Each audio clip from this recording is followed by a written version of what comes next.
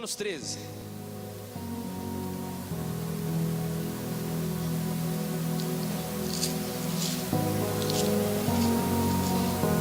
Quem encontrou? Toda pessoa esteja sujeita às autoridades superiores, pois não há autoridade que não venha de Deus. As autoridades que foram ordenadas por Deus. Por isso, quem resiste à autoridade resiste à ordenação de Deus, e os que resistem trarão sobre si mesmo a condenação. Pois os magistrados não são terror para as boas obras, mas para as más. Queres não temer a autoridade? Faz o bem, você terá louvor nela, pois ela é ministro de Deus para o teu bem. Mas se fizeres o mal, teme, pois não traz debalde a espada, pois ela é ministro de Deus, agente da ira para castigar o que pratica o mal. Portanto, é necessário que lhe estejais sujeitos, não somente por causa do castigo, mas também por causa da consciência. Por esta razão também pagais tributos, pois as autoridades são ministros de Deus, atendendo sempre a isso mesmo.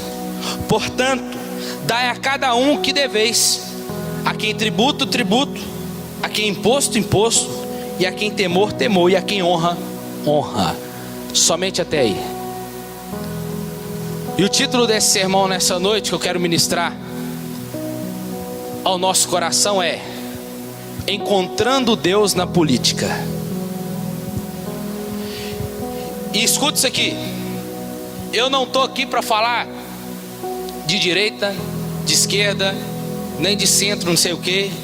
Não. Estou aqui para falar sobre o que a Bíblia nos diz. Porque vai chegar o dia em que eu posso ir embora tranquilo. Porque um dos assuntos que tem mais na Bíblia depois do dinheiro é falando sobre o inferno e depois política. E nós, principalmente eu como pastor, eu tenho o dever de ensinar isso para vocês. Não politicagem, mas política. Não sobre candidatos em si, mas sobre a política em si. E aí com isso, eu tive o prazer de ler esses dois livros aqui. Meus livros é assim, tudo marcado: Política segundo a Bíblia, Princípios de todo cristão que deve conhecer, do Wayne Grudem, um autor americano. E esse aqui que eu terminei, fiz hora para terminar: Contra a idolatria do Estado, o papel do cristão na política, Franklin Ferreira, um pastor batista de São Paulo. Depois, se você quiser tirar a foto, então os dois aqui dá R$70. Então, tudo isso por quê? Porque eu era uma das pessoas que era um assunto que eu não gostava. Falava assim: eu não gosto desse trem, não. Política é comigo não gosto de conversar desse trem, não gosto de saber de nada. Só que a gente precisa aprender para poder falar. Então eu deixei me abrir para poder aprender. Então a simples menção da palavra política já nos deixa, ou deixa alguns aqui nessa noite já nervoso. Mas é por falta de ensino e falta de conhecimento. Infelizmente isso se deu por quê? Por causa de algumas coisas que aconteceram. Por falta de ensino, por falta de interesse também das pessoas em querer aprender e ser levado por qualquer um. No caso nosso, muitas das vezes é a falta de interesse em aprender. E no caso meu, que estou aqui como pastor, é a falta de querer ensinar os membros. Vocês nunca vão ver aqui falando sobre partido, vocês nunca vão ver aqui eu falando sobre candidato. Eu sou apolítico acerca disso. Mas o que a Bíblia diz sobre isso, vocês vão ver eu falando. Mas já quero aqui começar falando que política é diferente de politicagem. Politicagem é acerca de interesse, é quando está por trás de interesses pessoais, troca de favores ou realizações. Agora a palavra política denota a vida da cidade e as responsabilidades do cidadão. Está relacionado à nossa vida dentro da sociedade. Nesse aspecto, política é a arte de viver em comunidade. Logo, o sentido restrito a nós é a arte de governar. E infelizmente muitos de nós temos pavor só de ouvir falar sobre política.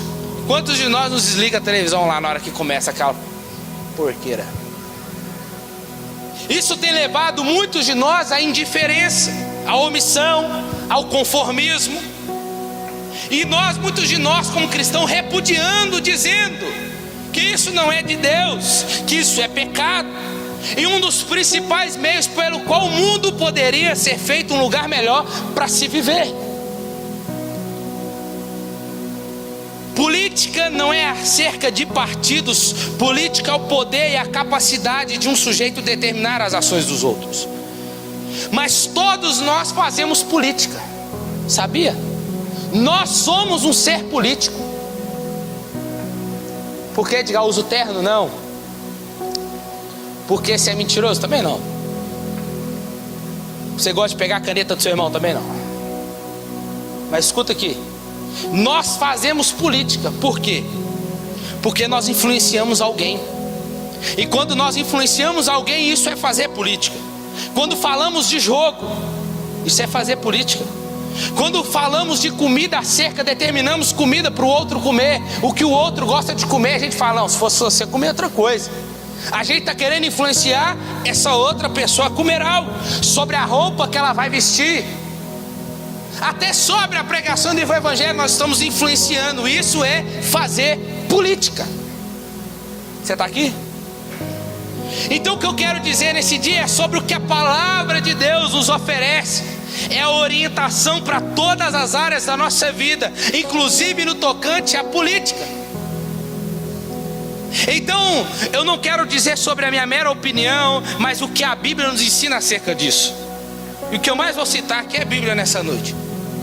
Então meu propósito central aqui não é ser liberal, não é ser esquerdista, não é ser da direita ou conservador. O meu papel aqui é te ensinar e você decide o que você vai fazer.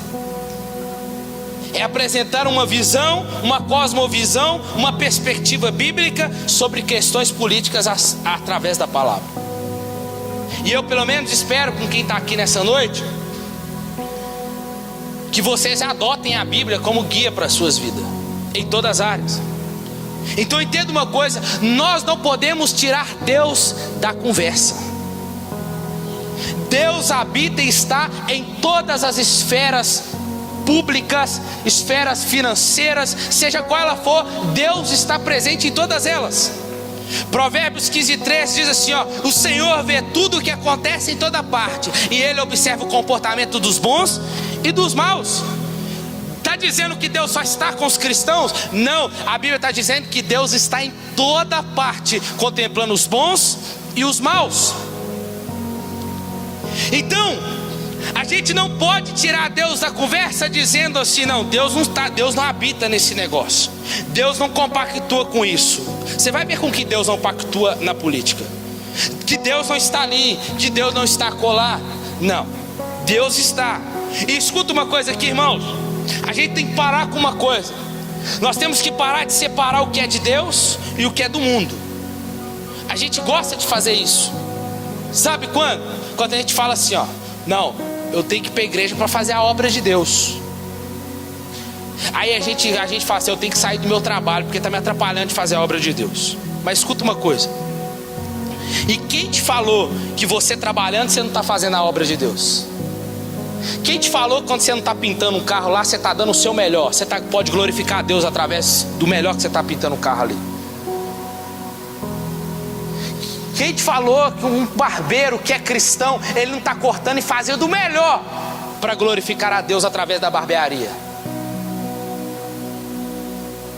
Então entenda, nós podemos glorificar a Deus em todas as esferas aonde nós estamos. Quem dicotomiza tudo sou eu e você, dizendo, isso aqui é de Deus, isso aqui não é de Deus. O que a gente tem que separar é o santo do profano. O que é santo é separado por Deus. Quem te falou que só é o templo aqui tudo? Amanhã esse aqui pode virar uma boate. E aí? Pode virar uma mecânica? E aí? Quem é santo na nova aliança é eu e você. Somos nós. Então entenda uma coisa, nós temos que parar de dicotomizar essas coisas. Aquilo que fere o caráter de Deus, isso sim não é de Deus. O que fere a palavra dele, isso sim não é de Deus. Mas tudo foi criado por Ele e para Ele.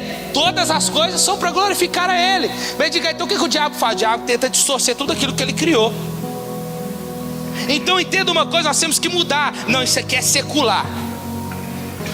Aí a gente tem essa tendência de viver dessa forma. E parece que a gente tem duas vidas. Uma vida na igreja e uma vida lá fora. Uma vida no trabalho. Aí a gente desliga. Desligando o motorzinho do Edgar no trabalho. Agora acionando o Edgar na igreja. Ué. Sendo que eu posso glorificar a Jesus no meu trabalho. O dentista, quando ele está desde o atendimento dele até a finalização do atendimento dele, ele deu o seu melhor. Se ele está fazendo para Deus, ele está glorificando a Deus naquele trabalho dele. É isso que a gente tem que entender. A mulher, eu falei isso de manhã, a mãe que não trabalha, mas ela cuida da casa, ela cuida do marido, ela educa os filhos, ela faz o melhor que ela pode. Ela glorifica muito mais a Deus do que muitas das vezes a mulher que não faz para Deus lá fora. Você sabia disso? Então você está sabendo. Ela pode fazer, porque ela tem valor em si. Ela pode glorificar a Jesus. Você já lavou um prato para glorificar a Deus? Principalmente os homens. Já lavou o banheiro? Eu vou lavar, vou dar o meu melhor, como se estivesse fazendo para Deus aqui. Se você não faz isso, começa a fazer. Começa a fazer para você ver. Porque, irmãos, não existe duas vidas, existe uma a qual eu e você devemos glorificar Deus em toda ela, em todas as áreas. Então a gente tem que parar e tirar Deus dessa caixinha que nós colocamos Ele. Tem um livro que chama do Tim Keller, Fé e Trabalho. Depois você lê lá. Então o nosso foco está na palavra de Deus, somente nela, e ela é a nossa regra de fé e prática.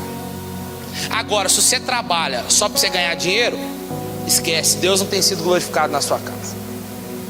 Deus não tem sido glorificado. Se você está fazendo na sua casa só porque é a sua obrigação para fazer, então melhor você não fazer.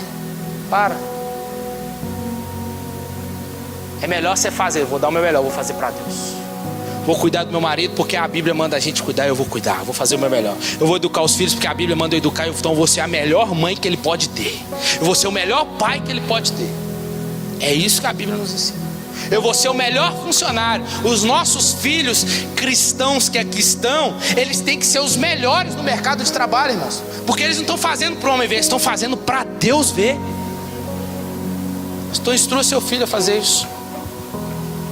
Então, quando nós encontramos essas boas novas, são colocadas em prática, promovem esperança, mudanças benéficas para todos nós, quando são aplicadas. Para os que anseiam justiça, para os oprimidos, para aqueles que desejam paz, para jovens e velhos, fracos, poderosos, ricos e pobres. Serão boas novas para todos que trilharam os caminhos maravilhosos da liberdade. Um governo sensato que a Bíblia nos ensina. Os princípios e ensinamentos da Bíblia contêm sabedoria proveitosa para todas as nações e para todos os governos. Então a pergunta para nós é: você crê na Bíblia? Sim ou não? Você crê que a Bíblia é a palavra de Deus? Que ela tem poder para transformar a sua vida? Que ela tem poder para transformar o seu bairro, a sua cidade, a nossa nação? Sim ou não? Ela tem.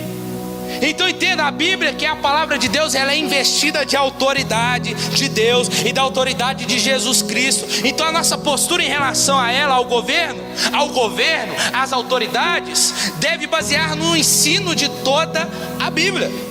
Mas a Bíblia traz algum ensinamento a respeito de como nós devemos proceder? Sim. E de como nós devemos votar? Sim, também. A igreja deve exercer influência na política? Sim, também. Aí, olha o que Provérbios 11:14 diz: um governo onde faltam homens sábios destrói uma nação, mas se há conselheiros prudentes, o povo vive em segurança. Qual que é a nossa conselheira? A Bíblia. Quem esteve diante do rei Nabucodonosor? Daniel. Quem esteve diante de Faraó lá no Egito? José. E o povo prosperou por causa dos conselhos da palavra de Deus. Por isso, irmãos, estou aqui nessa noite Então não tem como nós excluirmos o governo, a política, da religião.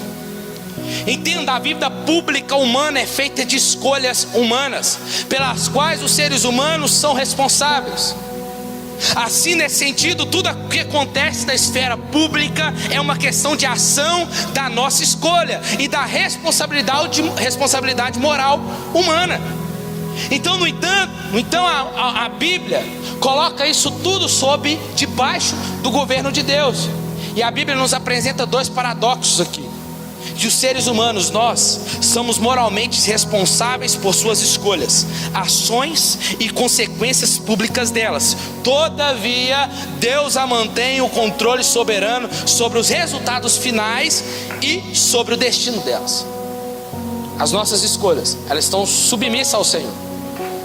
Porque a gente pode até escolher errado, a gente pode até fazer trem errado, mas Deus, vocês vão aprender aqui daqui a pouco, que Deus pode usar a nossa escolha errada para punir a nós, mas Ele quem vai dar a cartada final vai ser Ele lá na frente. Como Ele fez com Israel, usando Nabucodonosor, como Ele fez o rei Tiro, como Ele fez com o faraó. Deus pode fazer isso. Nós vamos ver daqui a pouco aqui. Então o que nós vemos aqui em Romanos 13? Que a autoridade governamental é serva de Deus para o nosso bem. A Bíblia diz em 1 Pedro 2,13: pelo amor que vocês têm ao Senhor, obedeçam a todas as leis do governo, aquelas que são do rei como chefe de estado, e aquelas que são dos oficiais do rei, pois ele os enviou para castigar todos que fazem o mal e louvar aqueles que fazem o bem. Os governantes são enviados para punir os praticantes do mal e honrar os que fazem o bem. Mas como fazer isso, se às vezes não é permitido a gente falar ou aconselhar? Infelizmente, a visão de excluir a religião do governo tem partido do pressuposto que Deus não existe, que não existe Deus. Dentro dessa esfera eles dizem: Deus não existe aqui, Deus está longe daqui. Ou se que Ele existe, não temos como conhecer os seus padrões. Logo, tem sim a palavra. Então Deus ocupa o lugar central, irmãos. Deus é a pedra de toque, a rocha conceitual na qual se baseiam todos os nossos pressupostos. E a ausência de Deus sempre irá levar à presença do mal. A tendência de querer excluir a religião do governo, eliminar Deus de todo o país, qualquer que tenha uma noção de padrão moral, ético e absoluto, ou alguma maneira ou noção de tentar destruir o que faz distinguir o que é certo e errado, é o que eles querem fazer. Aqueles que são governantes e praticam o mal, eles querem excluir Deus dessa esfera. Por quê? Porque eles não querem nada dizendo o que é certo e o que é errado, e o que é errado é errado. Eles não querem isso. Então a ideia central deles é destruir isso, toda a crença em Deus, mas também a desintegração moral completa da sociedade. Para os cristãos que creem na Bíblia, não é difícil nós vermos isso e discernir a força espiritual que existe por detrás disso: Satanás. Mas, e o objetivo deles ainda de separar a religião e política não é apenas uma afronta ao cristianismo, mas é um esforço para banir os cristãos da vida pública. Os cristãos não podem habitar. Só que nós sabemos com quem está conosco, amém? É muito maior do que o que está com eles. Os governos podem muito fazer a diferença, irmãos. Podem. Por isso que Paulo orienta em 2 Timóteo capítulo 2, versículo 2, Timóteo, Bíblia, está dizendo para nós que nós cristãos devemos orar pelas autoridades, por todos que exercem autoridade, para que nós venhamos ter uma vida tranquila e serena. Ou seja, um bom governo ajuda o povo a ter uma vida tranquila e de piedade, enquanto o mau governo impede que isso aconteça. Olha que Provérbios 28:16 diz: o governador, ou quando eu falo governador, falo o governo, a autoridade. A autoridade que aumenta os impostos a cada dia é um louco. Um governo que não quer que não quer enriquecer a custa do povo será mantido no cargo por muitos anos. Provérbios 29:2. Quando a autoridade é formada de homens justos e honestos, o povo vive feliz. Mas quando os líderes de uma nação são maus e desonestos, o povo chora de tristeza. Provérbios 28:2. Um povo que vive no pecado enfraquece o governo, mas um rei justo e honesto coloca o país no caminho certo. Estou lendo Bíblia, tá, irmãos? Provérbios 29:4, já li. Um rei justo e honesto ajuda seu país a crescer e viver em paz. O rei que quer ficar rico às custas do povo acaba destruindo a sua nação. O que Paulo está dizendo para nós? Você tem que orar por eles. Nós estamos vendo aqui que um bom governo ele pode ajudar uma nação a crescer. Quando Paulo menciona as autoridades superiores, ele está se referindo ao Estado com seus representantes oficiais. Paulo não defende aqui nenhuma forma específica de governo, mas afirma que o governo, aquele que exerce autoridade, ele está debaixo de uma instituição divina, porque é Deus que levanta e depõe autoridades. É Ele que coloca no trono aqueles que governam, e também é Ele que tira do trono. É Ele que governa o mundo e faz isso mediante as autoridades constituídas. Deus, irmãos, Deus é Deus de ordem e não de desordem. Foi Ele que instituiu o governo e não a anarquia. Então apenas 3 organizações foram instituídas por Deus: a família, a igreja e o governo. Mano, suas funções não podem sobrepor, senão vai haver confusão. Não pode um interferir no outro, como já tem visto, a gente tem visto acontecer aí. Que a gente tem visto muitas vezes acontecendo. A forma que eles querem fazer você, a forma que eles querem ensinar você a educar seu filho, a forma que eles querem impor ideologias nas escolas, a forma que não é mais você que diz quem que seu filho é e o que ele vai ser. Não, agora é ele que ele determinar, quando ele nem sabe o que ele quer ainda da vida. Ele sabe o que ele quer, ele sabe. Você não pode interferir, você não pode educar mais. É uma área que não é para eles entrar, eles estão entrando. E aí a família também não pode governar onde ela não foi chamada para governar, e nem a igreja pode deixar de ser luz nesses lugares. Então o que Paulo nos ensina aqui nos primeiros versos? Que toda autoridade ela vem de Deus. Todo homem esteja sujeito às autoridades. O apóstolo Paulo deixa claro que nenhum indivíduo está isento dessa sujeição, seja quem é incrédulo ou seja quem exerce a fé. Estou imune, não estou imune. Agora Paulo diz que Deus é a fonte de toda a autoridade, e os que exercem, eles fazem por delegação divina. Está mais pesado ainda para eles, porque eles estão debaixo da autoridade de Deus. A autoridade, ela precisa reconhecer que sua autoridade ela é delegada, ela veio de Deus. E aquele que exerce a autoridade, ela tem que ser serva de Deus para nos servir.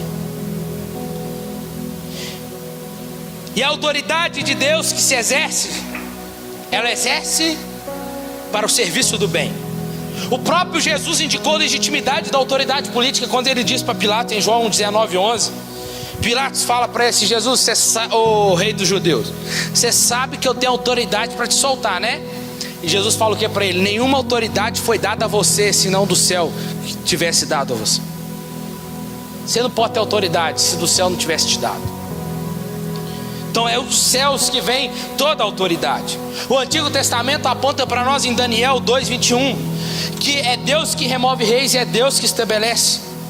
E o compromisso de obedecer, sendo toda autoridade, então ela vem de Deus. Ela vem. O compromisso de obedecer a autoridade, todos nós.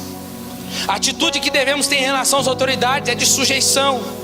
O termo aqui implica de modo algo, não de uma forma de servilismo, mas trata-se de que uma sujeição que visa evitar a desordem, promover a paz, como convém no Senhor. Paulo está dizendo, é necessário que estejais sujeitos. Não somente porque vocês têm que obedecer, não. Paulo está dizendo, vocês não têm que obedecer por medo da punição somente, não. Vocês têm que obedecer por consciência, porque vocês sabem que a autoridade ela vem de Deus. E quando você rejeita essa autoridade, você está indo contra o próprio Deus. Só que escuta isso aqui: a obediência à autoridade não tem o caráter resignado, a submissão inspirada por temor ou medo, seja de multa ou por medo de prisão. A sua obediência não pode se dar por medo das consequências. Você obedece por questão de consciência, pois aceita a autoridade que vem de Deus. E quando obedece a autoridade, você obedece a Deus. Agora escuta: De modo que Paulo está dizendo agora, de modo que aquele que se opõe à autoridade resiste à ordenação de Deus. Mas se opõe aqui, a palavra se opõe significa aquele que se batalha contra. Paulo fala de uma resistência formal, planejada, proposital, sistemática. E a resistência que podemos ter não é o princípio de autoridade. Mas escuta isso aqui, Edgar, beleza, tudo bem, você falou pra gente, a gente tem que obedecer, certo? Mas e quando a autoridade, o governo, ele não cumpre, ele é contra os princípios de Deus, ele é contra, porque se ele é serva de Deus, ele tem que cumprir o quê? Os princípios que Deus estabeleceu. E o que a gente faz? Agora escuta isso aqui.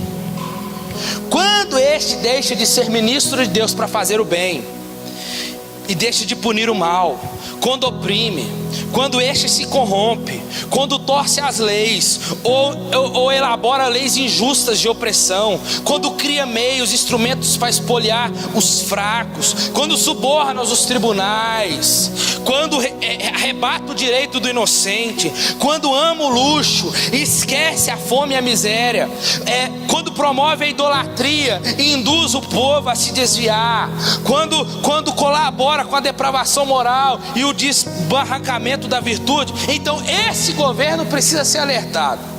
Precisa ser alertado como João Batista fez com Herodes, quando estava deitando com a mulher lá, que não era dele.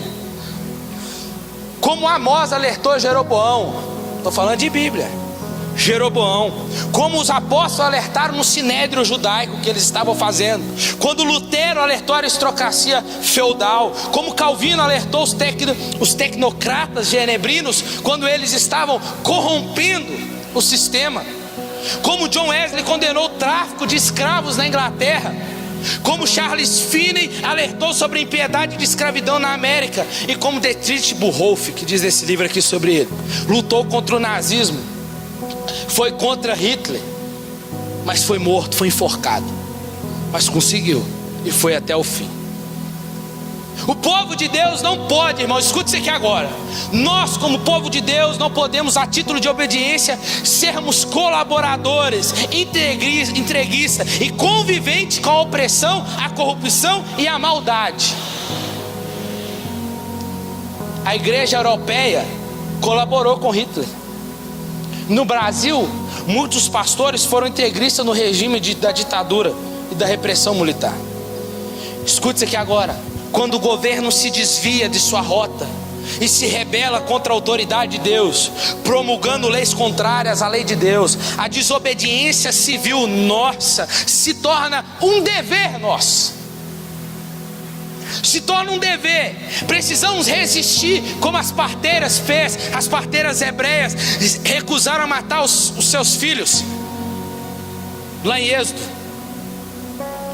Precisamos resistir, como Mesaque, Abednego, Sadraque resistiram às ordens de Nabucodonosor, como Daniel resistiu. Precisamos resistir como a igreja primitiva resistiu. Antes nos compete obedecer a Deus do que os homens. Então escute isso aqui, irmãos. Quando a palavra de Deus, quando o governo ele está infringindo a lei de Deus, está indo contra a mente, de forma contrária os princípios bíblicos, nós como cristãos não podemos colaborar. Nós temos que ir contra. Nós temos um dever de cristão dizer: eu prefiro obedecer a Deus, eu prefiro perder a minha cabeça, eu prefiro ser preso do que desobedecer a Deus. Vai chegar o dia, e se chegar, que vai chegar ali duas pessoas do mesmo sexo. Vou dizer: pastor, eu amo a igreja aqui, eu queria que você fizesse um casamento. Eu falei: eu amo vocês, mas eu não posso fazer. Por quê? Porque é contrário ao que a Bíblia diz. A gente ama, mas a prática a Bíblia condena. E aí, o que vai acontecer? Vou virar Paulo na prisão, vou pregar lá dentro, porque vai ser preso. E aí eu quero ver quem é crente. Aí eu quero ver quando o seu emprego estiver na ponta da beirada, se você de fato vai querer obedecer a Deus ou vai querer abraçar tudo que está lá. Mas a Bíblia está nos ensinando aqui. A gente tem que ir contra homens que perderam a cabeça, homens que foram enforcados, homens que foram jogados dentro do Coliseu Romano por resistir à autoridade, mas a autoridade que feriu o caráter de Deus. John Stott diz assim, se o Estado exige aquilo que Deus proíbe, ou então proíbe o que Deus ordena, então como cristãos, nosso dever é claro, resistir e não se sujeitar-nos, desobedecer o Estado a fim de obedecer a Deus. 1 Reis 21, Daniel 3,18, Daniel 6,12, Marcos 12, Atos 4. É nessas horas nós temos que dizer, antes importa obedecer a Deus do que os homens. Então entenda, irmãos, o governo só é legítimo quando este cumpre a vontade de Deus, porque ela é serva de Deus. Se o governo proíbe aquilo que Deus exige, e exige aquilo que Deus proíbe, os cristãos não devem se submeter. E assim, é uma forma de desobediência legítima por Deus, autorizada por Deus. Os primeiros cristãos morreram não porque em si eles desobedeceram, não porque obedeceram o Estado em uma questão civil, não. As pessoas dizem que na igreja primitiva eles obedeceram, eles não desobedeceram, desobedeceram. Por quê? Por que eles foram jogados a leões no Coliseu Romano? Do ponto de vista cristão, alguns dizem que foi por motivo religioso. Não foi. Mas do ponto de vista do Estado romano, eles estavam praticando desobediência. Eles eram considerados rebeldes. Por quê? Porque existia um imperador chamado César lá, que dizia, vocês têm que me adorar, eu sou o Deus de vocês. César era chamado de Senhor e Deus. Vocês podem ver nos filmes aí. Os cristãos têm que adorar. O que os cristãos fazem? Nós não vamos adorar, nós não vamos nos dobrar. Como o Sadraque, Mesaque e Abednego. Isso permeou pela história da igreja. O que aconteceu? Pegaram os cristãos, jogaram dentro do Coliseu de Roma para serem comidos por leões. Então, irmãos, escuta. Eu e você pecamos quando aceitamos tudo que Deus não aceita. Pecamos quando nós não resistimos o que era para resistir. Então, todavia, escuta, agora também é pecado, se torna pecado você resistir uma autoridade quando essa autoridade está cumprindo as leis de Deus. Agora escuta isso aqui, deixa eu falar para você, talvez você não sabe disso aqui. Talvez lá na BR, você está andando na BR e a via está dizendo 80 km por hora, você passa 100, o que você está fazendo? O que você está fazendo? Desobedecendo uma lei que foi instituída por alguém que Deus colocou lá. Sabia? Quando você fura um sinal vermelho, o que acontece? Você dá sorte de não bater. Se bater, você não precisa de Deus misericórdia, não. Punição do seu pecado, porque você infringiu uma lei. Sabia? Toda autoridade foi instituída por Deus, e toda lei está debaixo de alguém que foi colocado por Deus lá. Então logo, a gente está pecando. Eu fui alvo do meu pecado já. Parei no lugar errado onde podia parar. Cheguei lá, cadê o carro? Em cima do guincho. Pedi para descer, porque eles podem descer, mas ele falou, não vai descer não, porque está com o documento atrasado. Quem foi errado? Eles ou eu? Eles estão fazendo o quê? Cumprindo a lei. E o que eu estou fazendo? Desobedecendo a lei, andando com o carro todo atrasado e ainda para no lugar errado. E aí depois eu quero pedir misericórdia a Deus. Não, irmãos. Antes da gente cobrar os nossos direitos, a gente tem que aprender a cumprir com os nossos deveres. Então escuta isso aqui. Nós devemos resistir os que vão contrário ao que Deus ordena. Nós como igreja, uma coisa, nós não podemos ser apolíticos. O que é ser apolítico? É ser omisso. No que sentido? Em quem vai votar. Não vou anular meu voto. Não, eu não vou fazer isso não. Ah, deixa pra lá, vou fazer de qualquer jeito. Eu não gosto de política. Sabia que vira pecados isso também? Devemos ser apolíticos a candidatos, a partidos. A gente observa, a gente olha, a gente vê, mas quando é para falar, a gente se torna político. Agora, para exercer a sua cidadania, faz parte de cumprimento da lei. Sabia que se você não vota, você não tem seu negócio registrado, você não pode nem sair fora do país? Você não consegue. Nem emprego você consegue arrumar, só se for bico. Então os princípios cristãos, irmãos, que aqui estão sendo estabelecidos, são grandiosos demais para ficar confinados a 4 paredes da igreja. A autoridade está sob a autoridade de Deus. O poder deles não vem deles mesmos, estão debaixo de Deus. Se eles não governam a partir de Deus, sem a direção de Deus, sem reconhecer a soberania de Deus, a justiça de Deus, se eles não governam bem, sem conhecer a ética de Deus, os valores de Deus, os propósitos de Deus, a palavra de Deus, o que eles estão fazendo? Indo contra Deus. E vai chegar o dia que eles vão prestar conta diante de Deus. Por isso a autoridade não é constituída para dominar com rigor, com violência e truculência, mas para o bem. Qual bem? Para o nosso bem.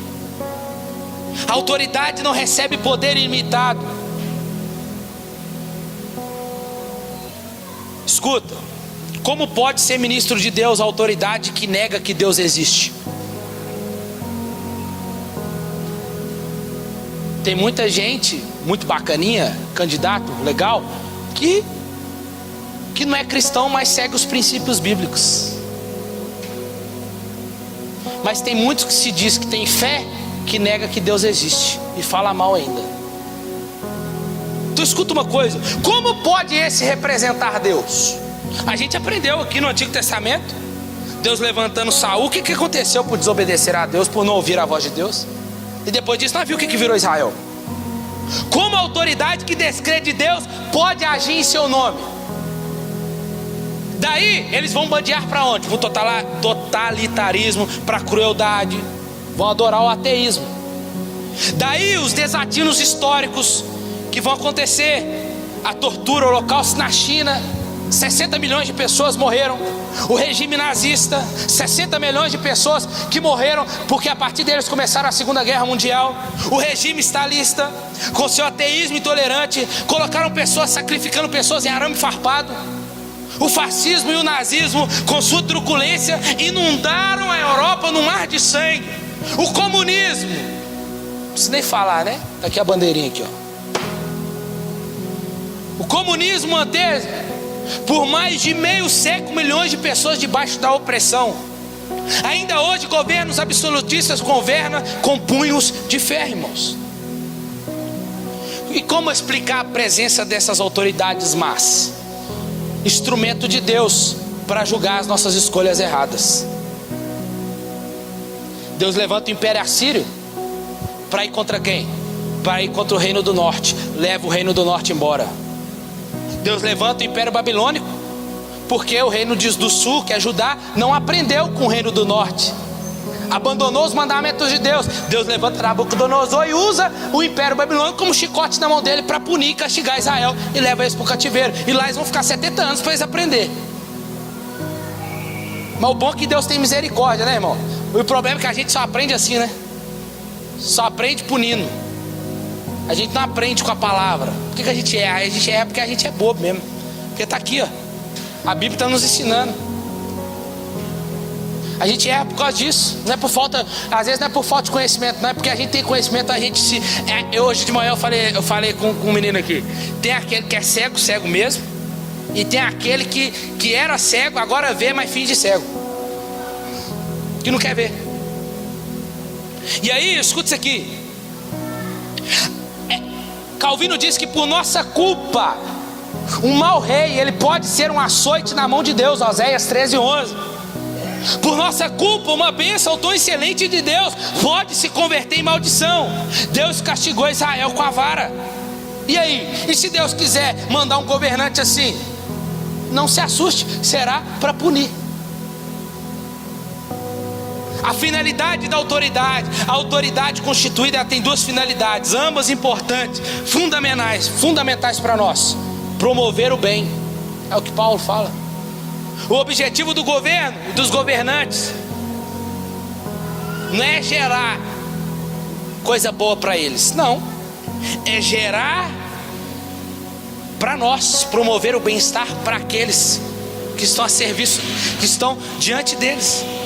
Eles são ordenados e vestidos de autoridade, a fim de agir como terror para aqueles que fazem o mal e louvor para aqueles que fazem o bem. Hoje está tudo trocado, né?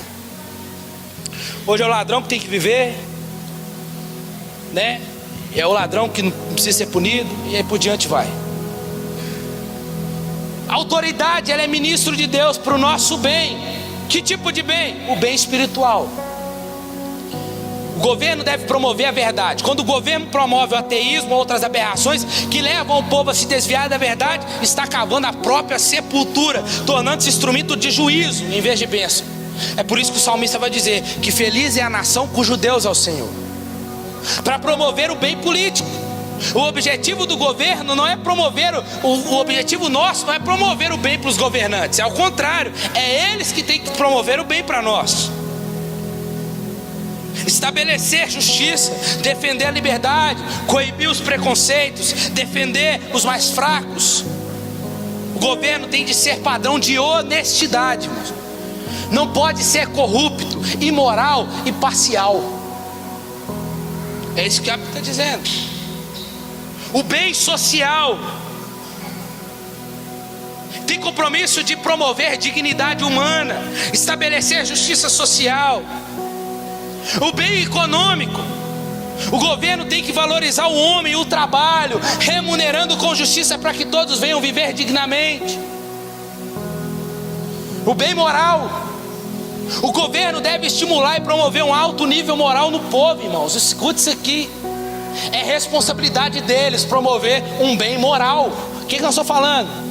Disso aqui, ó. De moral, o povo deve voltar a ter moral. Não é moral, eu tenho a moral. Não, não é isso não. É a moral de ser alguém. É a moral de saber que, tipo assim, está ali uma mulher honesta, trabalhador, um homem trabalhador, né? Que vive aos valores da família, que compactua com isso. Não, hoje não. Por isso que encontrar é imoral, a imoralidade que está aí, ó, imperando. Então escuta, o patrocínio da cultura imoral está destruindo o nosso povo. Os grandes reinos e nações do passado caíram não por forças externas, mas por debilidade interna. Uma nação nunca é forte se os valores morais que a sustenta estão entrando em colapso. Os historiadores dizem que o Império Romano só caiu nas mãos dos bárbaros porque eles já estavam podres por dentro. Olha que lindo. Caiu porque estava tão lindo, mas porque já estava morto por dentro. Nosso dever para com a autoridade, eles precisam promover. Eles promovem, muitos deles promovem com uma mão e toma com a outra, dizendo que fez alguma coisa para nós. E o problema muitas das vezes somos eu e você, porque a gente já chega diante dele e fala assim: o que você vai me dar? Aí eu voto no C, o que você vai me dar? Para com isso, irmão. Valoriza o que você tem na sua mão. A partir de hoje você não vai jogar mais voto só fora, não. Deus está te vendo. Deus está te vendo quando você fala no dia 2 de outubro, quando você entrar naquela cabine, Deus está te vendo lá. E o que acontecer será a consequência do que eu e você estamos lá, ó, apertando o dedinho. E o que há de vir virá, e não vai tardar. Então escuta uma coisa. Nosso dever para com a autoridade que Paulo fala: pagar tributos. Somos ministros de Deus, atendendo constantemente a esse serviço. Pagar a todos que lhe é devido. A quem é tributo, tributo. Quem é imposto, imposto. Quem honra, honra. Nós somos cidadão de dois reinos, irmão: cidadão do céu e cidadão da terra. Devemos obediência ao Estado, logo obediência a Deus. Sua obediência ao Estado é delimitada por sua obediência a Deus. As obrigações do cristão para com o Estado são estabelecidas por Deus. É o próprio Deus que nos ordena pagar o Estado, tributo, imposto, tratando as autoridades com respeito. Você tem que pagar, irmão. Você tem que pagar. O que eles estão fazendo ou deixam de fazer, aí é problema deles com Deus. Mas o nosso dever é pagar. Comprou? Paga. Pediu emprestado? Paga. Usou a luz? Paga. Por quê? Qual que é a punição? Corte. Qual que é o fruto do pecado? Eu esqueci, estou até sem voz já. Miau. Então escuta. Todo cristão então deve acatar de bom grado as suas obrigações tributárias, pagando completamente suas dívidas, tanto no nível nacional como local. Tem que terminar. Se não pagarmos nossos impostos, demonstraremos desrespeito com a lei, para com as autoridades e para com o Senhor. E essa falta de consideração afeta inevitavelmente a consciência do cristão. Assim também o governo não pode exorbitar em sua função, sobrecarregando o povo com impostos pesados e abusivos, vivendo num falso luxo, expensas pobrezas e misérias do povo. Lembra do tio Patinhas? Quem lembra do tio Patinhas? Então, é o tio Patinhas. Então, irmãos, se por um lado temos responsabilidades para com o Estado, eles também têm responsabilidade para conosco. Quando se instalam no poder homens gananciosos, corruptos, que mordem vorazmente o dinheiro público, desviando os recursos dos impostos para suas gordas contas bancárias em paraísos fiscais, ou desviam para o ralo da corrupção verbas que deveriam promover o bem do povo, essa atitude má do governo deve ser denunciada com veemência e ousadia. O Estado não está acima da lei moral, mas deve ser mordomo dessa lei. Por isso o cristão na política deve ser o quê, irmão? O sal, irmãos. O sal. Se por um lado um número de pessoas talvez que estão aqui alegam que não gostam de política, que é necessário manter distância disso, por outro, irmão, é preciso que nós então como cristão atue como sal, que não é só usado para salgar, mas é usado para conservar, preservar a sociedade da degeneração. A ideia do sal é isso, é conservar, entretanto que possa exercer suas propriedades conservadoras. O sal precisa ser esfregado na carne a fim de impedir que ela entre em processo de decomposição. Uma igreja está aqui como um freio, para que a moral do país não vá embora.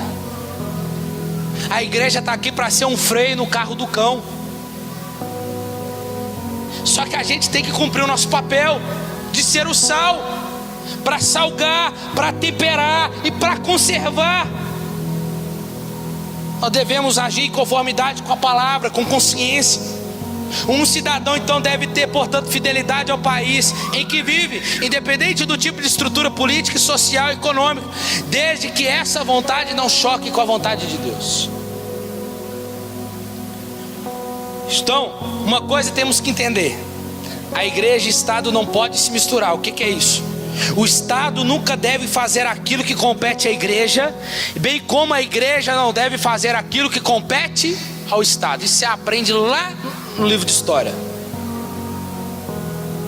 E nisso o cristão não pode esquecer que Deus é a fonte de toda autoridade, tanto da igreja quanto do Estado. Então, irmãos, a igreja serve como preservação da moralidade. A igreja deve lembrar que as autoridades políticas que um dia teremos, ou que vamos ter, eles também têm que lembrar e entender que eles vão ter que prestar contas diante de Deus. Todos eles terão que prestar contas diante de Deus sobre a forma que agiam, dispensação da autoridade que receberam. Talvez algum pode dizer: a igreja deve apenas dedicar ao evangelismo e não se envolver com política. Não. É a mesma coisa de perguntar qual parte da Bíblia que eu devo ou não devo pregar. Se nós omitirmos, se nós não falarmos agora, eles vão nos calar, irmãos. Eles vão nos calar. Porque cadê Deus? Está aqui. Deus está em todas as esferas, principalmente na política. Romanos 13, 1 Pedro 12, 13, Gênesis capítulo 9. As narrativas dos reis do Antigo Testamento, bons e maus, Daniel na Babilônia, José no Egito. Então qual que deixa para trás? Nenhum. Então para e pense, irmãos, por que Deus não levou você quando você creu em Ele e levou Ele embora, e te levou embora? Por que Deus deixou você aqui na terra? É somente para governar? É somente para pregar o evangelho aos outros? Beleza. Mas o que você vai fazer depois disso? Escuta, nós devemos amar o próximo. E se estamos aqui na terra para glorificar a Deus e glorificaremos. O que é isso? Significa que devo me empenhar em favor do bem do próximo em todos os âmbitos da sociedade. Amar o próximo como a ti mesmo significa que devo me empenhar em favor de boas leis para proteger as crianças que já estão aqui, as crianças que vão nascer ou não, né? As crianças que vão nascer, a gente tem o dever de protegê-la. Devo me empenhar em favor de boas ideias para proteger as crianças de influências dentro das escolas. Ou todo mundo aqui, irmão, oxalá, quem dera se nós todos tivéssemos dinheiro para pagar uma escola particular cristã para os nossos filhos. Que Deus nos dê essa proeza, irmãos. Porque todo dia a gente tem que chegar em casa e ficar mudando o assunto. Não, filha, não é assim. É papai do céu que faz assim. É papai do céu que é assim. E aí fica nessa batalha o tempo todo. Ele sendo atacado de lá e a gente falando daqui. Aí, mas peraí, o que é o que? É por isso que a gente tem que saber o que a gente está fazendo, irmão. As influências deles sobre relacionamentos sexuais fora do casamento, validando o que é certo, se tornando errado, e o que é errado passando a ser certo. E um dos motivos pelo qual Jesus nos deixa aqui é para que nós venhamos glorificar a Ele, trazer o bem às outras pessoas em todas as outras áreas da vida, votando corretamente, principalmente. Deus nos envia como embaixadores, irmão. 2 Coríntios 5:20. Embaixador, ele está aqui. Nós estamos aqui, mas não somos daqui. Nós somos representantes dele lá. Nós somos, Paulo disse que nós somos a carta de Cristo, que nós temos que ser lidos por eles, e não sermos aqueles que vamos compactuar com o que eles dizem. Então nós devemos ser a favor da justiça pelos valores bíblicos, assim como Daniel diante de Nabucodonosor, assim como João Batista diante de Herodes, Paulo diante do governador Félix. Atos capítulo 24, 25. Paulo vai pedir conta para ele, fala assim: pera aí, o que você está arrumando aí? A sua conduta não está de acordo, não. Ele foge de Paulo. Os profetas Ezequiel, Abacuque e Sofonias, Deus usando homens para aconselhar, para ver se ouvem a sua voz, os seus conselhos, para ver se tudo vai bem. Porque se um bom governo vai bem, o povo também vai bem. Mas se o rei, o governo não sabe ouvir a Deus, logo o povo também vai perecer. Os valores bíblicos, irmão, não é somente para os cristãos, são para todos que acreditam na família, na vida, na justiça, no bem, na comunidade, no serviço ao próximo, no repúdio à defraudação. Isso tudo a Bíblia trata, e não precisa nem ser cristão para saber. Isso é princípio. Que muitos de vocês que não eram cristãos, seu pai, sua mãe zelou por isso por você lá atrás. Então o que falta nos governantes são valores, e valores de padrões bíblicos. E o que a gente não pode fazer? Fazer a nossa religião descer a goela abaixo. Isso não pode. Não omitir, ficar em silêncio quando eles estão querendo acabar com a igreja. Não usar a política para evangelizar em si. Entender que a nossa salvação não está em homens e em nenhum governo. Amém? Os nossos políticos lá que a gente quase mata o outro lá, muita gente aconteceu aí, eles não são os nossos redentores, eles não são os nossos salvadores, amém? Não foi eles que são capazes de morrer por vocês. Você tem que entender isso. Aí que eu lembro vocês dos dois paradoxos. Temos a responsabilidade de escolher e fazer o certo, mas entendendo que a nossa escolha vai resultar em alguma consequência. Não esqueça disso. Então, irmãos, uma coisa é a gente tomar cuidado. Que a gente às vezes a gente diz: não, esse governo eu confio. Não, a nossa confiança tem que estar em Deus. Seja quem estiver lá. Uma coisa é tomar cuidado para que a política não tome lugar no seu coração no sentido de Deus. E esse passa a ser o meio de salvação. Para a gente tomar cuidado, sabe por causa de quê? Lembra de Barrabás? Não queria subverter a ordem da Judéia por meio de uma ação violenta. Hoje não é diferente, pois muitos de nós escolheríamos Barrabás em lugar de Jesus. Isso aconteceria justamente por aceitarmos facilmente que o Estado, o governo, ou o partido, ou o candidato seja o nosso redentor. Isso é idolatria. Aí a gente tem que tomar cuidado também. Uma coisa é certa: o Evangelho ele é poder para transformação social, sem dúvida. Por meio do Evangelho, pode transformar vidas, resultar bairros transformados, escolas transformadas, em negócios transformados. Logo, não é natural que o Evangelho também pode resultar em governos também transformados para a glória de Deus. Bons governantes podem influenciar uma nação uma boa conduta, enquanto o governante perverso pode incentivar e promover toda espécie de conduta perversa no meio do povo. Provérbios 28:16. A autoridade que aumenta os impostos cada dia é um louco. O governo que não enriquecer a custa do povo será mantido no cargo por muitos anos. Deuteronômio 1:13. Assim escolham de cada tribo homens inteligentes, experimentados, compreensivos, para serem nomeados como chefes. Irmãos, nós não temos que só hoje, porque esse assunto é grande, a gente podia fazer uma série aqui, mas eu não quero ficar falando isso tudo. Nós como cristãos fazemos algo. Às vezes a gente acha que o mundo está tão perdido que a gente fala assim: não vou fazer nada não, deixa isso pra lá, já está perdido mesmo. E a gente acaba se concentrando só na nossa vida espiritual. E a gente acha que as outras coisas é maléfico, estranho à igreja, como dicotomizar, que eu já falei para vocês. Não há porquê lutar politicamente pelo mundo, pois é porque ele vai terminar em um caos. Não, irmãos, a gente vive assim, mas não pode.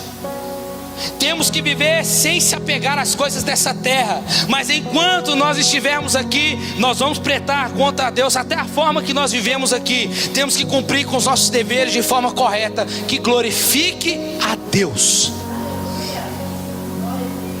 Então o que a gente tem que fazer? Nós devemos orar pelas autoridades constituídas, porque eles foram constituídos por Deus. O cristão deve ser um bom cidadão e se submeter às autoridades. O cristão deve se opor às autoridades que são contrárias às palavras de Deus, quando o Estado proíbe o que Deus exige. E é importante que tenhamos uma visão correta sobre política. Edgar, então beleza. Como podemos crer profundamente na soberania de Deus?